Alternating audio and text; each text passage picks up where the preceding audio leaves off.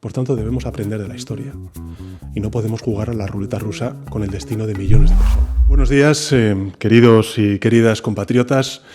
Me dirijo a vosotros para informaros de la crisis que se ha desatado en Oriente Medio, de la posición del Gobierno de España y de las acciones que estamos llevando a cabo. Como sabéis, el pasado sábado Estados Unidos e Israel atacaron a Irán, que a su vez respondió bombardeando de forma indiscriminada 9 países de la región y una base británica situada en un estado europeo, en Chipre. Quiero, ante todo, expresar la solidaridad del pueblo español con los países atacados ilegalmente por el régimen de Irán. Desde entonces, las hostilidades han continuado, cuando no crecido, provocando centenares de muertes en hogares, en escuelas, en hospitales, también el desplome de las bolsas internacionales y la disrupción del tráfico aéreo y del estrecho de Hormuz, por el que transitaba hasta hace muy poco el 20% del total del gas y petróleo mundial. Nadie sabe con certeza qué pasará ahora. Ni siquiera están claros los objetivos de quienes lanzaron el primer ataque.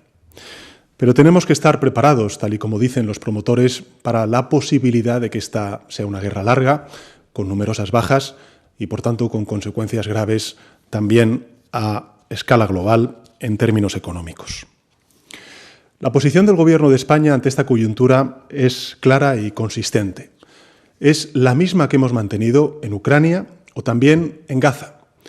En primer lugar, no a la quiebra de un derecho internacional que nos protege a todos, especialmente a los más indefensos, a la población civil. En segundo lugar, no a asumir que el mundo solo puede resolver sus problemas a base de conflictos, de bombas. Y finalmente, no a repetir los errores del pasado.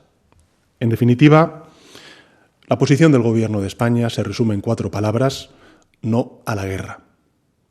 El mundo, Europa y España ya han estado aquí antes. Hace 23 años, otra administración estadounidense nos arrastró a una guerra en Oriente Medio. Una guerra que, en teoría, se dijo entonces, se hacía para eliminar las armas de destrucción masiva de Saddam Hussein, llevar la democracia y garantizar la seguridad global. Pero que, en realidad, visto en perspectiva, produjo el efecto contrario, desencadenó la mayor oleada de inseguridad que ha sufrido nuestro continente desde la caída del muro de Berlín. La guerra de Irak generó un aumento drástico del terrorismo yihadista, una grave crisis migratoria en el Mediterráneo oriental y un incremento generalizado de los precios de la energía y, por tanto, también de la cesta de la compra, del coste de la vida. Ese fue el regalo del trío de las Azores a los europeos de entonces: un mundo más inseguro y una vida peor. Es verdad que aún es pronto para saber si la guerra de Irán tendrá consecuencias semejantes a la de Irak, si servirá para provocar la caída del terrible régimen de los ayatolás en Irán o para estabilizar la región. Lo que sí sabemos es que de ella no va a salir un orden internacional más justo. Ni tampoco va a salir de ella salarios más altos, ni mejores servicios públicos, ni un medio ambiente más saludable.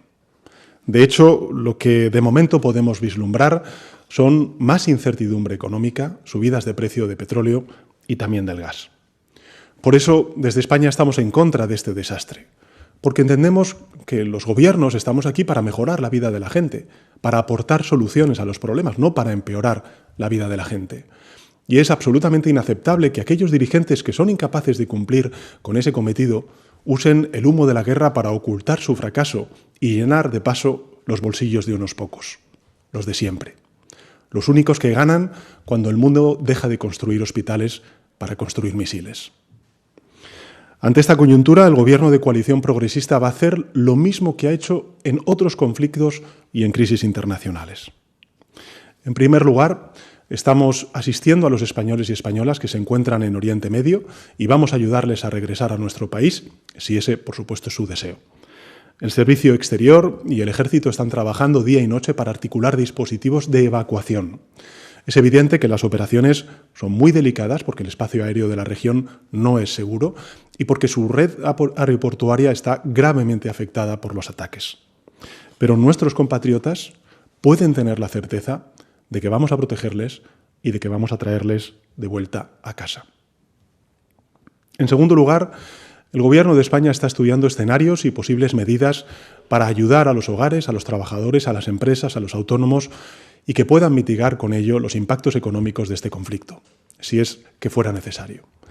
Gracias al dinamismo de nuestra economía y gracias también a la responsabilidad de la política fiscal del Gobierno, España cuenta en estos momentos con los recursos necesarios para hacer frente también, de nuevo, a esta crisis. Tenemos la capacidad, también la voluntad política, y lo haremos de la mano de los agentes sociales, como lo hicimos durante la pandemia, la crisis energética o recientemente la crisis arancelaria. En tercer lugar, vamos a colaborar, como hemos hecho siempre, con todos los países de la región que abogan por la paz y por el cumplimiento de la legalidad internacional, que son dos caras de la misma moneda, apoyándoles con los recursos diplomáticos, también materiales, que se requieran. Vamos a trabajar con nuestros aliados europeos en una respuesta coordinada y que pueda ser definitivamente eficaz. Y vamos a seguir trabajando para lograr una paz justa y duradera en Ucrania y en Palestina, dos lugares que merecen no ser olvidados. Y por último, el Gobierno va a seguir exigiendo un cese de las hostilidades y una resolución diplomática de esta guerra. Y quiero además explicitarlo, porque sí, la palabra adecuada es exigir, porque España es un miembro pleno de la Unión Europea, de la OTAN y de la comunidad internacional. Y porque esta crisis también nos afecta a nosotros, a los europeos y por consecuencia a los españoles. Y por eso tenemos que exigir la resolución a Estados Unidos, a Irán, a Israel, para que paren antes de que sea demasiado tarde. Lo he dicho en muchas ocasiones y lo repito ahora, no se puede responder a una ilegalidad con otra, porque así es como empiezan los grandes desastres de la humanidad. Recordemos cómo antes del inicio de la Primera Gran Guerra Mundial en el siglo XX, en agosto de 1914, alguien le preguntó al entonces canciller de Alemania cómo había empezado la Primera Guerra Mundial. Y él respondió encogiéndose de hombros y diciendo textualmente, ojalá lo supiera. Ojalá lo supiera. Muy a menudo las grandes guerras estallan por una concatenación de respuestas que se van de las manos por culpa de errores de cálculo, fallos técnicos, acontecimientos imprevistos. Por tanto, debemos aprender de la historia. Y no podemos jugar a la ruleta rusa con el destino de millones de personas. Las potencias involucradas en este conflicto deben cesar inmediatamente las hostilidades y apostar por el diálogo y la diplomacia. Y los demás debemos actuar con coherencia, defendiendo ahora los mismos valores que defendemos cuando hablamos de Ucrania, de Gaza, de Venezuela o de Groenlandia. Porque la pregunta no es si estamos o no a favor de los ayatolás. Nadie lo está. Desde luego no lo está el pueblo español y, por supuesto, tampoco el Gobierno de España. La pregunta, en cambio, es si estamos o no del lado de la legalidad internacional y, por tanto, de la paz. La ciudadanía española siempre repudió la dictadura de Saddam Hussein en Irak, pero no por ello apoyó la guerra de Irak, porque era ilegal, porque era injusta y porque no supuso una resolución real a casi ninguno de los problemas que pretendió resolver. Del mismo modo, nosotros repudiamos al régimen de Irán, que reprime, que mata vilmente a sus ciudadanos, particularmente a las mujeres. Pero al mismo tiempo rechazamos este conflicto y pedimos una solución diplomática y política. Algunos nos van a acusar de ser ingenuos por hacerlo, pero lo ingenuo es pensar que la solución es la violencia. Ingenuo es creer que las democracias o el respeto entre naciones brotan de las ruinas, o pensar que practicar un seguidismo ciego y servil es una forma de liderar. Al contrario, yo creo que esta posición no es en absoluto ingenua, es coherente. Y por tanto no vamos a ser cómplices de algo que es malo para el mundo y que también es contrario a nuestros valores e intereses, simplemente por el miedo a las represalias de alguno. Porque nosotros tenemos una confianza absoluta en la fortaleza económica, institucional y también diría moral de nuestro país. Y porque en momentos como este nos sentimos más orgullosos que nunca de ser españoles. Somos conscientes de las dificultades, pero también sabemos que el futuro no está escrito, que la espiral de violencia que muchos ya dan por sentada es absolutamente evitable y que la humanidad aún puede dejar atrás este integrismo de los ayatolás y también la miseria de la guerra. Algunos dirán que estamos solos en esta esperanza, Pero tampoco es verdad. El gobierno de España está con quienes tiene que estar. Está con los valores que nuestros padres y abuelos fijaron en nuestra Constitución. España está con los principios fundacionales de la Unión Europea, está con la Carta de Naciones Unidas, está con el derecho internacional y, por tanto, está con la paz y la existencia pacífica entre países y su convivencia.